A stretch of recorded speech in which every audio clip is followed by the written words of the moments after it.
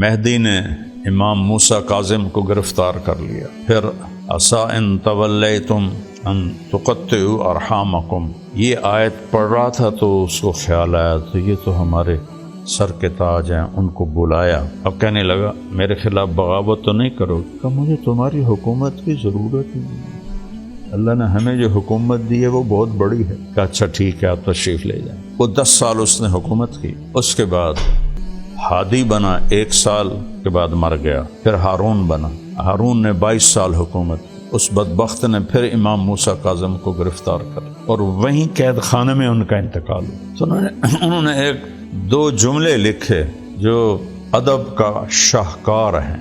لا ينقضی عنی یوم البلا الا انقضى عنك یوم الرخاء حتى نفضی الى یوم لیس له الانقضاء۔